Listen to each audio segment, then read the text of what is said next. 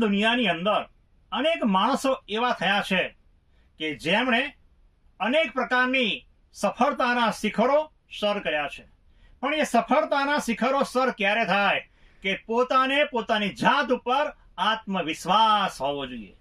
જે માણસને આત્મવિશ્વાસ હોય અને પુરુષાર્થ કરવાની તૈયારી હોય એ માણસ ધારે એ કાર્યોને કરી શકે છે. હવે બોર્ડની વિદ્યાર્થીઓ છે, એમની પરીક્ષા આવી ગઈ છે, ત્યારે બોર્ડના વિદ્યાર્થીઓએ પરીક્ષામાં સારા માર્ક્સ લાવવા માટે ખૂબ મહેનત તો કરી જ છે, પણ તમને વિદ્યાર્થીઓ જો તમારામાં આત્મવિશ્વાસ નહીં હોય તો તમે સારી રીતે પરીક્ષા નહીં આપી શકો અને હિંમત હારી જશો. માટે સારી રીતે પરીક્ષા આપવી હોય, સારા માર્ક્સ લાવવા હોય તો પોતાની જાત ઉપર આત્મવિશ્વાસ રાખવો જોઈએ.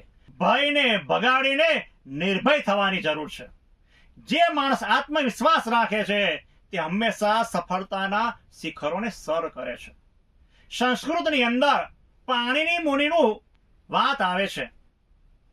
એક બાળક હતો, એ નાનો હતો, ત્યારે ગામની અંદર એક જ્યોતિષ જોનાર જોશ જોવા માટે આવે છે અને આ બાળકની માતાને કહે છે કે તમારો બાળક મોટો થઈને ભણી નહીં શકે, કારણ કે એની હથેળીમાં ભણવાની રેખા જ વિદ્યા રેખા જ નથી. આ બાળકે સાંભળ્યું, પોતાના ઘરમાં ગયો અને છરી લઈને પોતાની હથેળીમાં કાપો પાડી દીધો અને કહ્યું, જો મારા હાથમાં વિદ્યા રેખા છે. અને બાળકે સંકલ્પ કર્યો કે હું ભણીશ, અને બાળક મોટો થઈને ખૂબ ભણ્યો અને એનું નામ પાણીની મુનિ પડ્યું અને એને સંસ્કૃતના વ્યાકરણની રચના કરી છે.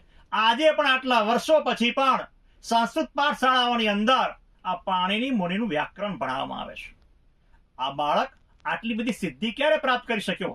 કારણ કે એને પોતાની જાતમાં આત્મવિશ્વાસ હતો. તો વિદ્યાર્થી મિત્રો, તમે પણ તમારી જાતની અંદર આત્મવિશ્વાસ રાખજો, પુરુષાર્થ કરજો અને ભગવાન સ્વામિનારાયણને પ્રાર્થના કરજો કે તમારા કાર્યમાં ભેગા પડશે તો તમે જે ધારી છે એના કરતા પણ તમે સારી રીતે પરીક્ષા પાસ કરી શકશો અને સફળતાના શિખરો પણ તમે સર અવશ્ય કરી જ શકશો.